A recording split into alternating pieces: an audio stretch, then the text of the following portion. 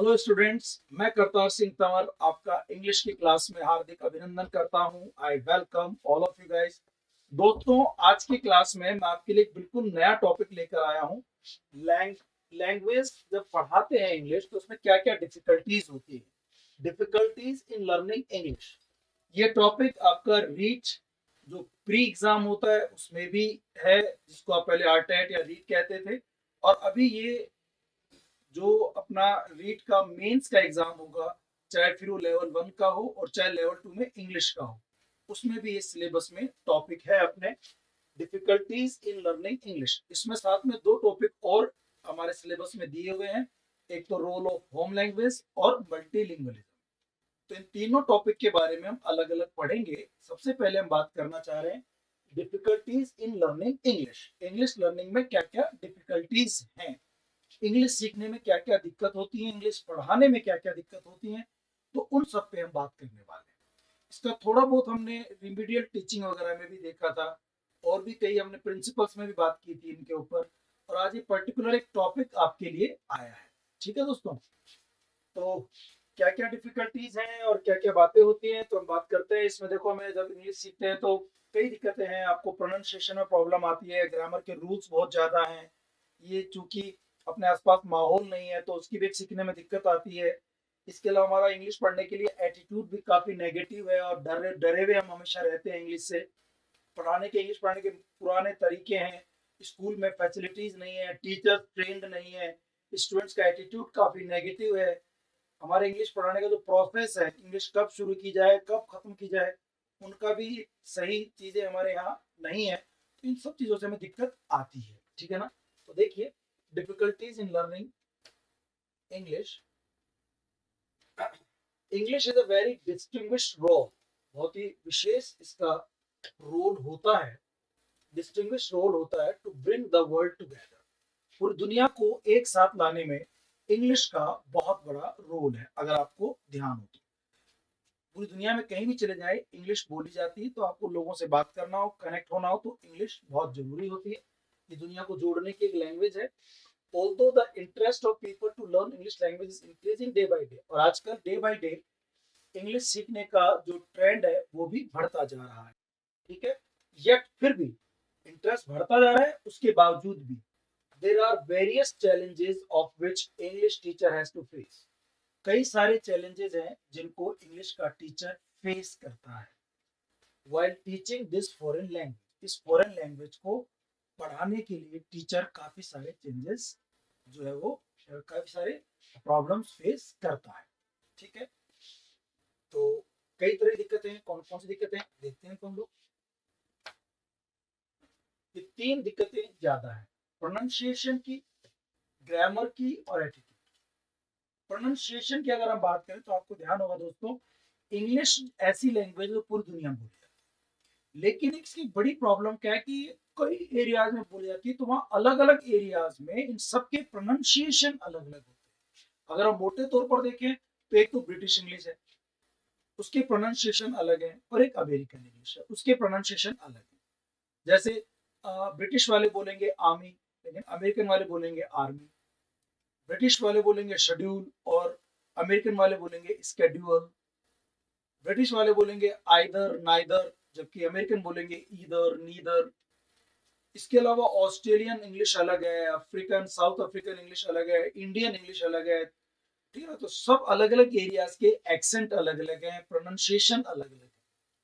तो चैलेंज बड़ा ये आता है, एक बड़ी डिफिकल्टी ये आती है कि भाई इंग्लिश के क्योंकि अलग अलग क्षेत्र में अलग अलग तरह से बोली जाती है, तो फिर कौन सी इंग्लिश सही है, कौन से प्रोनाउंसिएशन सही माने। जो बाद में आपको ध्यान होगा 1886 में एक संस्था बनी आईपीए, इंटरनेशनल फोनेटिक अल्फाबेट ये एसोसिएशन। तो उसने कहा कि भैया जो ब्रिटिश इंग्लिश है ना, जो साउथ इंग्लैंड में बोली जाती है, वो प्रोनाउंसिएशन ठीक है, लेकिन फिर भी हर देश के लोग उस तरह से प्रोनाउंसिएशन कर नहीं सकते। तो बड़ी प्रॉब्लम ये आती है सीखने में। इसके अलावा एक दिक्कत आपको पता है और भी है इंग्लिश में। इंग्लिश में क्या 26 लेटर्स ही हैं, जबकि साउंड्स हैं 44। तो 26 लेटर से 44 साउंड्स कैसे बनाए जाए। तो कई बार क्या होता है, एक ही लेटर अलग अलग साउंड बनाता है। इसको अगर आपको ध्यान से समझना हो तो मैंने YouTube पे एक क्लास डाली हुई है प्रोनाउंसिएशन की, वो आप देख सकते हैं। जो ऐप वाले स्टूडेंट हैं वो जो अपना फोनेटिक्स की क्लास है वो आप देख सकते हैं, अगर आपके सिलेबस में वो है तो आप देखना, उसमें पूरी चीज आपको बता रखी है कि 26 लेटर से आप 44 साउंड्स कैसे बनाते हैं। एक ही लेटर अलग अलग साउंड्स बना सकता है, ठीक है ना। जैसे ओ है तो वन वेब का साउंड भी देता है, ओ ई का भी साउंड देता है, ओ का साउंड देता है, ऊ का साउंड देता है, डिफरेंट साउंड्स होते हैं। तो प्रोनाउंसिएशन कौन सा करे, इसमें बच्चा काफी कंफ्यूज रहता है, क्योंकि हमारे इंग्लिश में लिखते अपन कुछ और हैं, बोलते कुछ और है, बोलते कुछ और है, लिखते कुछ और है। तो इससे एक बड़ी दिक्कत रहती है, समझ रहे हैं बात को आप। तो इस वजह से स्टूडेंट्स को डिफिकल्टी आती है, ये वाली बात कहना चाह रहा है। Pronunciation is the major problem before English teacher. ये इंग्लिश टीचर के सामने एक बड़ी प्रॉब्लम है। The English language has a number of characteristic features. English language में बहुत सारे फीचर्स हैं which most of foreign speakers do not imbibe, जिसको अधिकतर जो फॉरेन स्टूडेंट्स हैं, स्पीकर्स हैं, वो इम्बाइब नहीं कर पाते, लर्न नहीं कर पाते रेडीली, जल्दी से सीख नहीं पाते, क्योंकि हमारे इंग्लिश में बड़ी दिक्कत है इसके प्रोनाउंसिएशन के बारे में। बहुत सारी कैरेक्टरिस्टिक्स हैं कि साहब इसमें ये एस्पायरेटेड है, ये नॉन एस्पायरेटेड है, ये सिबिलेंट है, ये वॉइस्ड है, ये वॉइसलेस है। There are so many characteristics जिन पे कमांड करना फॉरेन स्पीकर्स के लिए कठिन हो जाता है, एक दिक्कत आती है। आगे देखो इसी के अंदर there are different accents of English language in different regions. अलग अलग रीजन्स में क्या है, अलग अलग तरह के एक्सेंट्स हैं। करीब 30 रीजन्स हैं, है ना। एग्जांपल देखें तो 30 different way to speak English language, 30 अलग अलग तरीके बोलने के हैं। So it is difficult to teach proper pronunciation. Proper तरीके से प्रोनाउंसिएशन करवाना थोड़ा डिफिकल्ट हो जाता है, लोग ढंग से बोल नहीं पाते हैं, समझ नहीं पाते हैं, एक बड़ी दिक्कत रहती है। मोटा रूप है प्रोनाउंसिएशन का। इसके बाद देखिए सेकंड है ग्रामर। आपको ध्यान है कि इंग्लिश जो किसी भी कोई भी लैंग्वेज, उसकी ना ग्रामर सोल होती है, उसकी ग्रामर आत्मा होती है। Grammar is the soul of a language. और इंग्लिश ग्रामर की खास बात यह है कि दोस्तों इसमें बहुत सारी ग्रामर है, जो खूब सारे रूल्स हैं, उनको क्रैम करना, उनको यूज करना, उनको सही तरह से यूज करना, it's just near to impossible.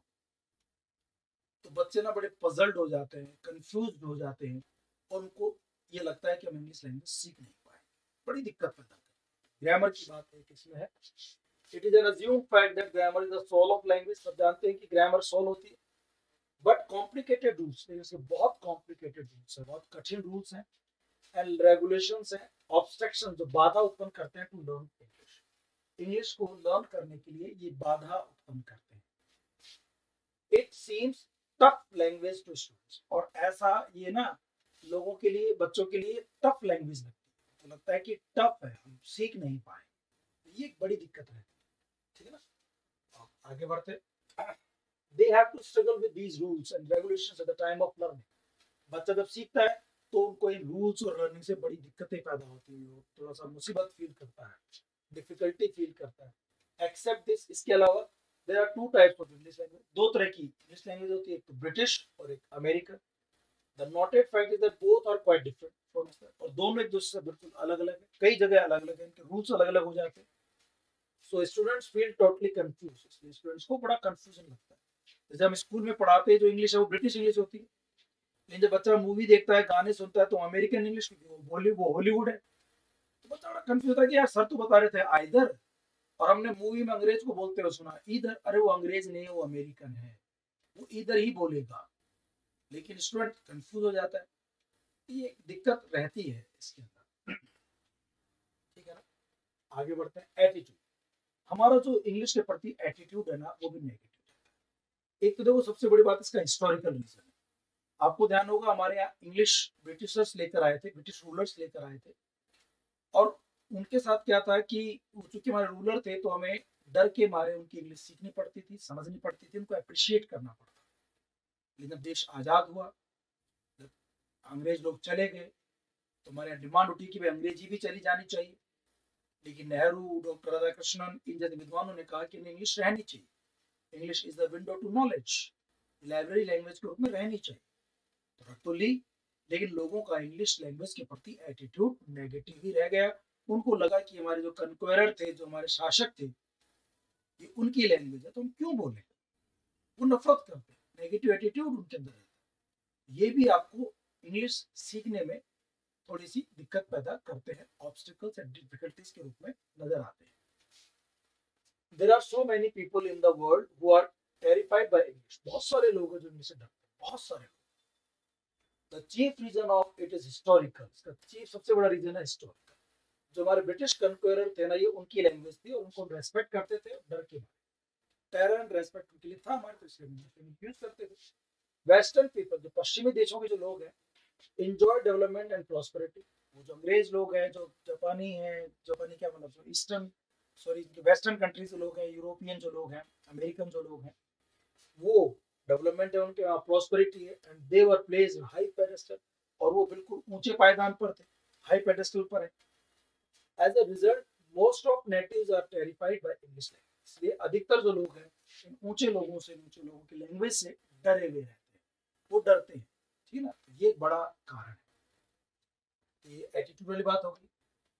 Looking these challenges, it is essential for English teacher to have a formal training of English teacher. अब जो कितनी सारी मुसीबतें हैं, एक ऐसा इंग्लिश टीचर होना चाहिए जिसको इंग्लिश की प्रॉपर ट्रेनिंग मिली हो और इन दिक्कतों को, प्रोनाउंसिएशन को और ग्रामर के रूल्स को थोड़ा इजी कर दे और बच्चों के लिए है ना, उनको नेचुरल बना दे। To be an efficient English teacher, there is requirement of methodical and intensive training program. तो टीचर की ना एक सही मेथोडोलॉजी से वो काम करे और उसकी बढ़िया ट्रेनिंग हो, जहाँ पर चीजों को सिखाया जाए, तौर तरीके टीचर को सिखाया जाए। ठीक है ना, ये बात होनी चाहिए। चलो आगे बढ़ते हैं। ऑब्स्टेकल्स और प्रॉब्लम्स ऑफ टीचिंग इंग्लिश। अब इंग्लिश पढ़ाने में दिक्कतें क्या क्या है वो हम देखना है। If you observe properly, we find that there are various problems of teaching English in India. बहुत सारी प्रॉब्लम है। Although English language teaching institutes in Allahabad and Hyderabad, Allahabad और हैदराबाद में दो इंस्टीट्यूट बने। इधर हैदराबाद वाला पढ़ा होगा आपने, CIEFL, central institute of English and foreign language. ये जो इंस्टीट्यूट्स हैं are constantly trying to remove the problems of English teaching. English teaching की प्रॉब्लम्स को लगातार कोशिश कर रहे हैं दूर करने की, लगे हुए हैं इनके तौर तरीके, मेथड्स बताने में। ये ट्रेनिंग करवाते हैं टीचर्स को कि इस तरह से पढ़ाओ आप। तो ये चीजें कंटिन्यूसली इन चीजों पे काम चल रहा है। हालांकि चल रहा है काम। Remove the problem English teaching in India through audio visual aids. की बच्चों को कैसे पढ़ाया जाए, ऑडियो विजुअल एड से पढ़ा करके, जिसमें text books, flash cards, picture, audio सब आते हैं।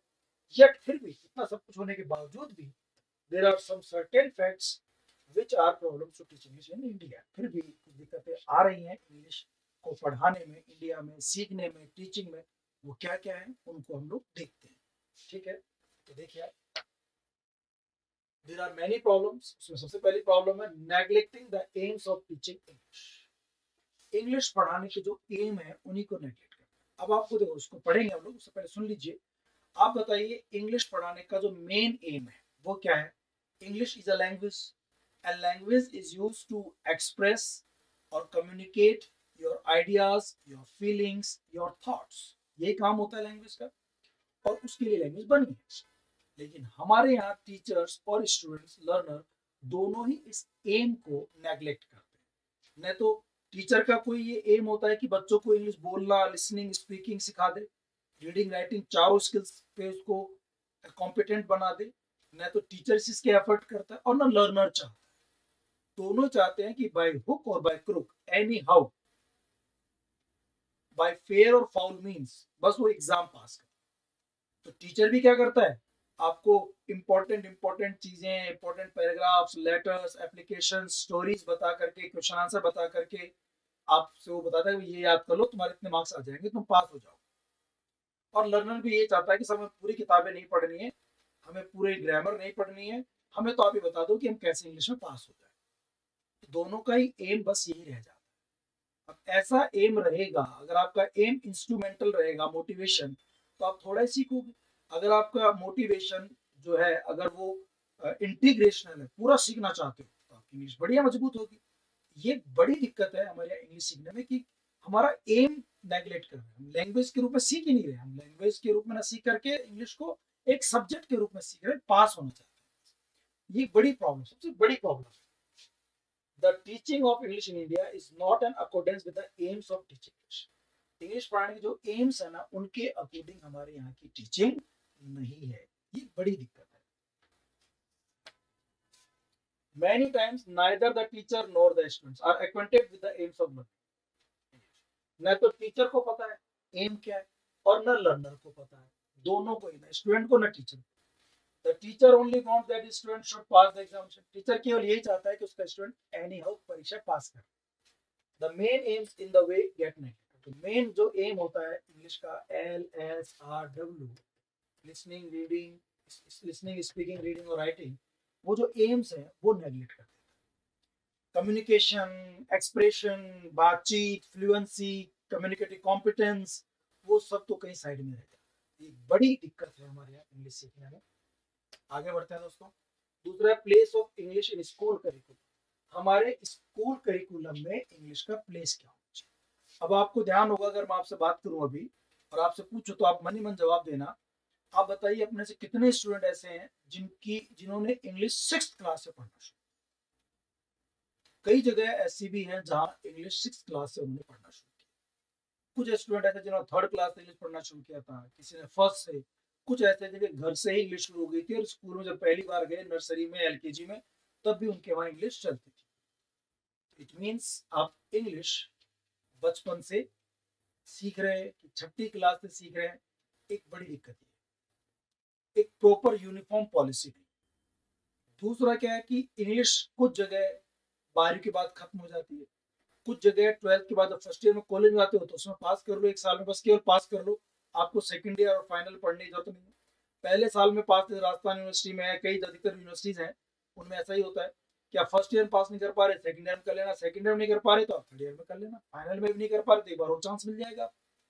कुछ यूनिवर्सिटीज ऐसी हैं जहाँ आपको फर्स्ट ईयर में भी इंग्लिश लेनी है, सेकंड ईयर में इंग्लिश पढ़नी पड़ेगी, 3rd ईयर में पढ़नी पड़ेगी कंपलसरी सब्जेक्ट के रूप में, और उन सबके मार्क्स भी जुड़ेंगे। जबकि हमारे राजस्थान यूनिवर्सिटी वगैरह में इनमें इसके मार्क्स भी नहीं जुड़ते हैं। तो अलग अलग जगह इंग्लिश को शुरू करने का और इंग्लिश को खत्म करने का अलग अलग क्राइटेरिया बनाओ।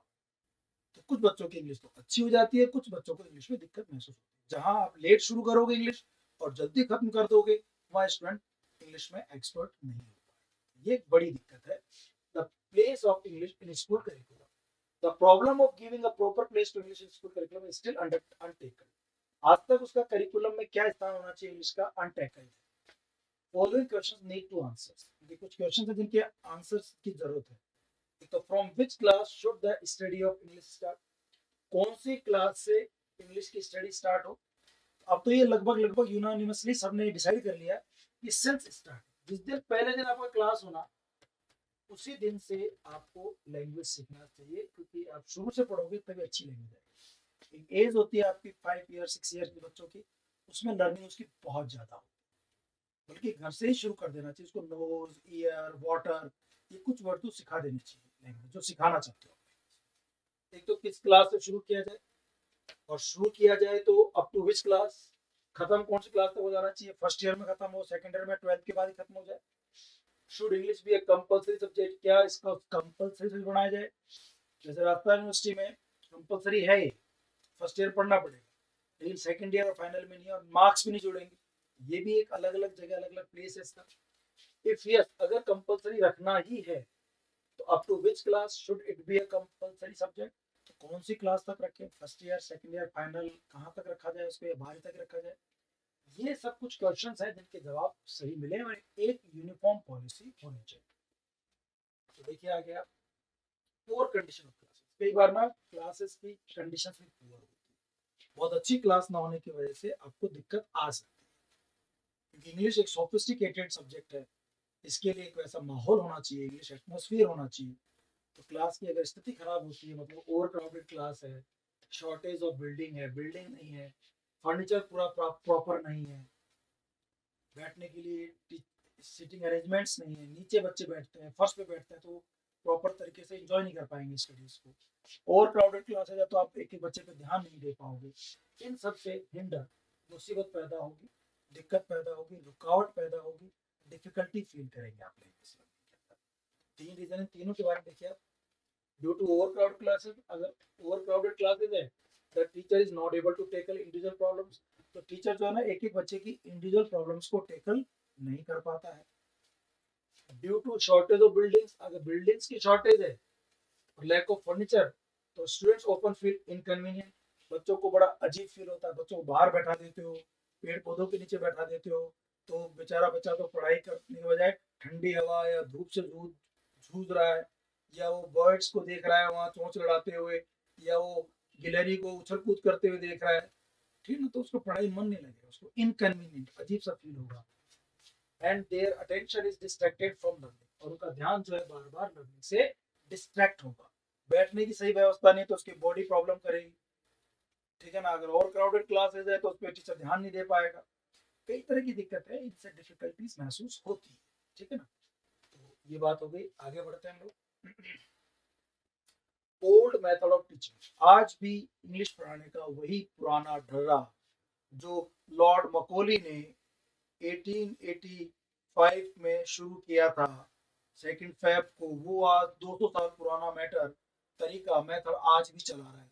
ग्रामर, ट्रांसलेशन मेथड, उससे सारे स्किल्स क्लियर नहीं होते हैं, बच्चा कम्युनिकेशन नहीं सीख पाता है, लेकिन अभी भी स्कूल्स में वही चल रहा है, वही ट्रांसलेशन ग्रामर मेथड चल रहा है, इसमें खूब सारी तो ग्रामर को सिखाई जाती है और ट्रांसलेशन चल रहा है। जो नए मेथड है, स्ट्रक्चरल, सिचुएशंस, ये सब सीएलटी, नेचुरल अप्रोच, ये टीचर्स में और स्टूडेंट्स में पॉपुलर नहीं है, इसलिए भी लर्निंग करने में डिफिकल्टीज महसूस होती है। फोर्थ हो गया, इसमें देखना, as a result their teaching remains poor, GTM से पढ़ाने से स्टूडेंट की और टीचर की टीचिंग जो है पुअर रहती है, students have to face the demerits of faulty method, और स्टूडेंट्स को जो फॉल्टी मेथड है इसके नुकसान भोगने पड़ते हैं, they can not learn properly, और वो प्रॉपरली नहीं सीख पाते, ये दिक्कतें रहती हैं। अब आ जाओ लैक ऑफ यूनिफॉर्म पॉलिसी, एक policy, no uniform policy, English कब से शुरू की जाए, 6 से या 3rd से, कब तक चले, किताबें कौन सी हो, कोर्स कौन सा होगा, सीबीएसई बोर्ड में अलग कोर्स है, अपने राजस्थान के बोर्ड में अलग कोर्स है, अलग अलग स्टेट में अलग अलग कोर्स है, फिर 8 9 तक तो जो स्कूल होती है अपने अपने हिसाब से किताबें चलाती है, क्या सिलेबस हो, क्या करिकुलम हो, कैसे पढ़ाया जाए, इसकी कोई यूनिफॉर्म पॉलिसी नहीं है, कब से शुरू की जाए इंग्लिश, कब तक चले इंग्लिश, इसकी कोई यूनिफॉर्म पॉलिसी ना होने की वजह से भी दिक्कत आती है। आगे बढ़ते हैं, लो स्टैंडर्ड ऑफ टेक्स्ट बुक का स्टैंडर्ड भी लो है, उनकी मैटर अच्छा नहीं है, ना उसमें अच्छे पिक्चर बने हुए हैं, ना उसमें कोई विजुअल वगैरह एड्स दिए हुए हैं अच्छी तरह से, ना वो आपके लिए इंटरेस्टिंग है, पेपर की क्वालिटी वगैरह भी अच्छी नहीं होती है, तो बच्चों को मजा नहीं आता पढ़ने, मतलब मैटर भी अच्छा नहीं है, एक्सरसाइज भी अच्छी नहीं है, लिसनिंग स्पीकिंग स्किल्स में तो काम ही नहीं है उसके अंदर, उसमें लेसन ही नहीं है जिसमें लिसनिंग स्पीकिंग अच्छी हो सके आपकी, तो कुछ दिक्कत है। टेक्स्ट बुक का low standard, the text books of English are needed to be high standard की होनी चाहिए, they are not according to the age and level of the student, ये जो स्टूडेंट्स की जो एज है उनका जो लेवल है उसके अकॉर्डिंग नहीं मिलती है। Lack of suitable subject matter की कमी रहती है, proper language can be seen in the text books, है ना, lack of suitable subject matter and proper language, न तो प्रॉपर लैंग्वेज है न कोई सब्जेक्ट मैटर अच्छा है, किताबों में ये कमियां देखने को मिल सकती हैं। They are needed to be of high standard, इनको हाई स्टैंडर्ड की होने की जरूरत है, ठीक है ना, they are needed to be of high standard. ये बात तो कोई रिपीट हो गई, 2 बार हमने पढ़ लिया है, आप चाहें तो इसको हटा भी सकते हैं।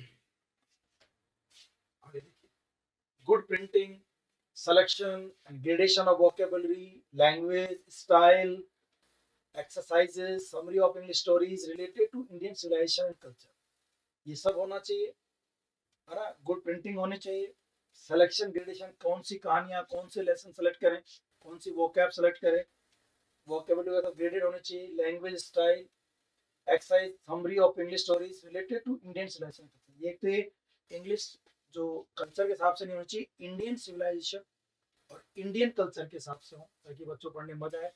If the text books are written by school teachers, अगर स्कूल के टीचर्स लिखे हैं उनको वो teach in schools, the standard can be improve, तो उसका और अच्छा स्टैंडर्ड बढ़ सकता है, क्योंकि बच्चों की जरूरत के हिसाब से, उनके माहौल के हिसाब से, बच्चों की एज और लेवल के हिसाब से वो किताबें लिख सकते हैं और उसके अच्छे रिजल्ट्स दिखाई देंगे आप। तो ये कमियां हैं जिनको हम इसे दूर भी कर सकते हैं अच्छी किताबें बनाकर। और देखिए less use of audio visual aids, इसके अलावा ऑडियो विजुअल एड्स का यूज बहुत कम होता है। अब कम क्या मतलब कोई भी होता ही नहीं लगभग, खासकर जो गवर्नमेंट स्कूल से उनमें तो बहुत कम है, स्पेशली इन राजस्थान होना चाहिए लेकिन नहीं होता है, इससे बच्चों को लर्निंग में दिक्कत आती है। अब कहाँ से होगा, बिल्डिंग ही नहीं है, फर्नीचर ही नहीं है, तो आप कंप्यूटर और लिंगुआ फोन और लैंग्वेज लेबोरेटरी कहाँ से स्टैब्लिश करो, ये दिक्कतें हैं। Less use of, in our school there is little use of audio, को बहुत कम यूज होता है। English is taught properly with the use of audio aids, इनसे पढ़ाई जा सकती है but there is less use of audio, लेकिन इनका यूज क्या होता है, बहुत ही कम होता है, ये भी कमी है। The main reason not to use these audio visual aids is that most of schools can't afford the expense of these. इसको ना यूज करने का मेन कारण क्या है, क्योंकि आप इनको अफोर्ड नहीं कर सकते, इनके यूज को आप एक्सपेंस को अफोर्ड नहीं कर सकते। अधिकतर स्कूल्स मतलब गवर्नमेंट स्कूल्स और छोटे मोटे जो प्राइवेट स्कूल्स हैं वो भी इन खर्चों को टॉलरेट नहीं कर सकते, ठीक है ना, क्योंकि फंड्स नहीं होते, लैक ऑफ फंड्स, पैसा नहीं। Except this, इसके अतिरिक्त there are some such English teachers who do not know the proper use of audiovisual aids. जो जो ये ऑडियो विजुअल एड्स होते हैं, जैसे पिक्चर्स हैं, चार्ट्स का यूज करना, models, gramophone, projector, flannel boards, इनका जो कई टीचर तो यूज करना ही नहीं जानते। जब वो यूज करना ही नहीं जानते तो कैसे पढ़ाएंगे चीजों से, तो वो खुद भी बेचारे उनको अवॉइड करते हैं। उनको लगता है कि यार इससे मुसीबत नहीं बोलने से फायदा नहीं, अपने बुक से पढ़ाते रहो बस।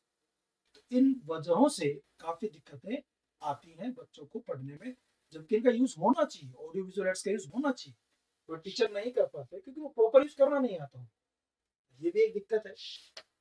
आगे बढ़ते हैं। Lack of effective teachers, teachers भी प्रभावशाली नहीं है, क्योंकि ना तो उनकी ट्रेनिंग हो रखी है बीएड में, ना उसने उनको बीएड में सब्जेक्ट ही हो, और बीएड में ट्रेनिंग के नाम पे सब्जेक्ट ले भी लिया हो, लेकिन टीचर्स अवेलेबल नहीं थे, या अवेलेबल तो अच्छा नहीं पढ़ाया उन्होंने, ऐसी दिक्कत है।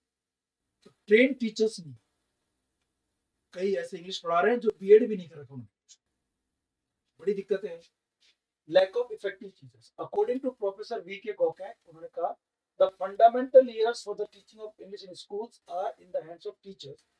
एक तो जो बच्चा जब शुरुआत करता है इंग्लिश सीखने की, शुरू के स्कूल्स में, फर्स्ट नर्सरी, सेकंड, थर्ड, आप देखना अधिकतर प्राइवेट स्कूल्स में उसमें 10th 12th करे हुए टीचर्स पढ़ाते, जिन्होंने कोई एसटीसी, बीएसटीसी या कोई बीएड की डिग्री नहीं ले रखी, वो अपने बस वैसे ही 10वीं 12वीं कर ली, उनको जॉब की जरूरत थी, वो टीचिंग में चले, उनको पता ही नहीं है कि क्या साइकोलॉजी होती है टीचर की, उसकी क्या सब्जेक्ट की गहराई होती है, कैसे हम छोटे बच्चों को पढ़ा सकते हैं, मोटिवेट कर सकते हैं, फीडबैक दे सकते हैं, रीइंफोर्समेंट कर सकते हैं। उनको तरीके नहीं पता, उनको ब्लूप्रिंट नहीं पता, उनको सब्जेक्ट की गहरी नॉलेज नहीं होती, उनको ट्रेनिंग बिल्कुल नहीं, और वही साल फंडामेंटल होते हैं टीचर्स बच्चों के, और वहीं पर टीचर नहीं है, बड़ी दिक्कत है। The fundamental years for the teaching of English in schools are in the hands of teachers. ऐसे टीचर्स के हाथ में है who neither know enough English, न तो उनको इंग्लिश पता है, और neither nor familiar with the latest and fast reaching development in the pedagogy of English, और ना उनको पेडागोजी पता है, ना शिक्षा शास्त्र के बारे में पता है, ना उनको मेथड्स के बारे में पता है, कैसे पढ़ाते हैं वो पेडागोजी जो होती है ना, उनके बारे में उनको नहीं पता, ना तो सब्जेक्ट के बारे में पता है, ना तो इंग्लिश के बारे में पता है, ना इंग्लिश के पेडागोजी के बारे में पता है, और उन टीचर्स के हाथ में आपने जो है डोर दे रखी है संभालने की, तो रिजल्ट तो बेकार आने आने, बच्चा कैसे इंग्लिश सीखेगा, बड़ी बात है। There are four main reasons of the lack of effective and competent teachers. हमें अच्छे इफेक्टिव और कॉम्पिटेंट टीचर्स क्यों नहीं मिल पाते, इसके चार reason. Lack of adequate training at the BEd level, एक तो बीएड लेवल में अच्छी ट्रेनिंग नहीं होती, खाना पूर्ति होती, बहुत अच्छे तरीके से ट्रेनिंग नहीं होती है। Teachers who have not offered teaching of English at the BEd level, कई ऐसे टीचर पढ़ाते हैं स्कूल्स में जिनके पास बीएड में इंग्लिश ही नहीं थी, तो वो भी एक दूसरा बड़ा रीजन है। उसके बाद देखिए lack of initiative and innovation in teachers. उन्होंने बीएड ले रखी थी, बीएड में ट्रेनिंग भी सही हो गई, लेकिन टीचर्स इनोवेटिव नहीं है, नए नए इनोवेशन नहीं करते, इनिशिएटिव शुरू नहीं करते अच्छी चीजों को। जो पुराना ढर्रा चला रहा है वो उसी में ही चलते रहते हैं, नए प्रयोग नहीं करना चाहते, नवाचार नहीं करना चाहते, तो इससे भी दिक्कत होती है। Absence of right motivation, teachers में ना सही मोटिवेशन भी नहीं, वो केवल बच्चों को पास करना चाहते हैं। As teachers are motivated only to get their student through examination, बस गेट थ्रू, सफल करवाना चाहते हैं, परीक्षा में बच्चे पास हो जाएं, उन्हें और कोई लेना देना।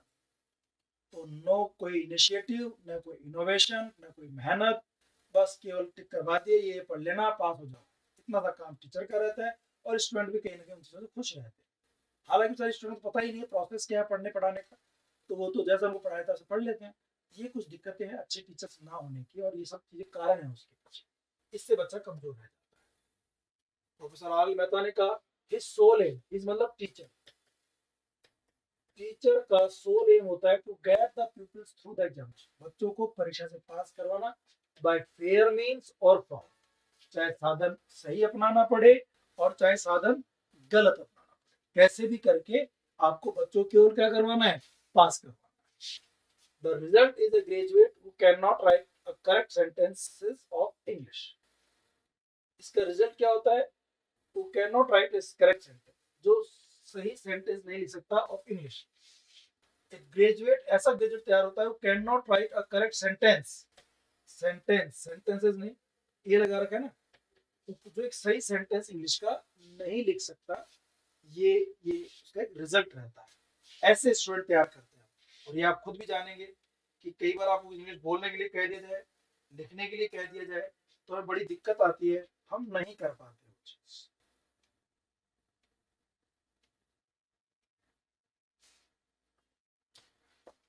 चलो आगे बढ़ते हैं। ट्रेडिशनल एग्जामिनेशन सिस्टम, आज भी पढ़ाने का सिस्टम वही पुराना चल रहा है, एग्जाम सिस्टम का वही, लास्ट में एग्जाम, पूरे साल पढ़ लिया आपने, गए से देना, कॉलेज में यूनिवर्सिटी में ऐसा ही होता है, पूरे साल पढ़ने के बाद फिर आपके पेपर होता है, उसमें 5 क्वेश्चन आएंगे, जो रट जाते हो आप, ये पता चल जाता है, कोई आपको आइडिया लग जाता है कि पहले क्वेश्चन ये आए थे, अब क्वेश्चन ये आएंगे। ना आपका कोई लिसनिंग स्किल चेक होता है, ना कोई स्पीकिंग स्किल चेक होता है, बस आप कुछ क्वेश्चन दे दिए, उनके आंसर लिख के आ जाते हैं, ना कोई पढ़ने की जरूरत है, ना कुछ और। तो ये सिस्टम जब तक चलता रहेगा ना, आप अच्छे नहीं हो पाओगे। पुराना तरीका एग्जामिनेशन का, the new method of examination with oral and written test is not used by teachers, नए तरीके तो टीचर अपनाता ही नहीं, they still cling to the traditional method of exam, आज भी वो पुराने तरीके से चिपके पड़े हैं, क्लिंग, अभी भी उन्हीं पे अटके पड़े, which is not effective and transparent, जो ना तो effective है ना transparent। Besides इसके अतिरिक्त no attempt is made to realize the real aims of teaching English through examination, और एग्जाम के थ्रू जो मेन जो स्किल होते हैं लिसनिंग और स्पीकिंग, उन पे तो कभी क्वेश्चन ही नहीं बनते।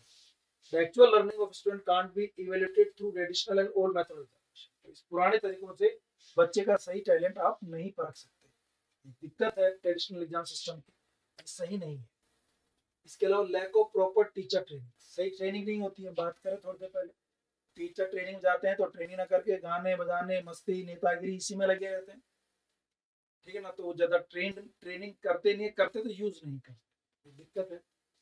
The teachers are not train through thoroughly and properly, teacher जो है ना थरली, कंप्लीटली, थरली मतलब कंप्लीटली और प्रॉपरली ट्रेंड नहीं है। English teacher should be train properly during BEd, BEd के दौरान सही ट्रेन होना चाहिए। They should be taught through proper teaching methods and all English teachers must know the use of audio visual aids, उनको सही ढंग से पढ़ाया जाए, उनको ऑडियो विजुअल एड्स का यूज करना सिखाया जाए। Now it is good step to government that the duration of BEd is now of 2 years, और आजकल देखो 2 साल की कर दी है बीएड, ताकि बच्चे को ट्रेनिंग अच्छे से मिल सके, टीचर को ट्रेनिंग अच्छे से मिल सके। So we can expect for betterment in education system, हम उम्मीद कर रहे हैं कि अच्छा सिस्टम होगा। और जो नई शिक्षा नीति आ रही है उसमें तो टीचर्स को भी इंटरव्यू करके लिया जाएगा कि क्या उनको सब चीजें यूज करनी आती है क्या, इंटरव्यूअर बोलेगा कि भाई चलो इस प्रोजेक्टर को यूज करके बताओ, इस पीपीटी से पढ़ा के बताओ, कैसे बताओगे, तो वो सब कुछ चीजें आनी चाहिए, ठीक है ना। तो ये बात भी इसके अंदर है, ठीक है ना। तो आई होप कि आपको समझ में आ रहा होगा कि भाई क्या क्या कमियां हैं हमारे इसके अंदर, ठीक है ना। ओके, और देखो आप,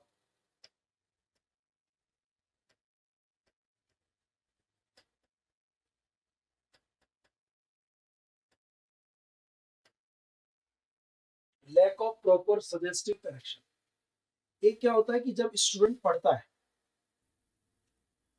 वो कुछ लिख के जाता है, कुछ बोलता है, तो स्टूडेंट चूंकि खुद बोल रहा है, लिख रहा है, तो उसमें गलतियां हो सकती हैं। Learning by doing, committing error is a part of learning.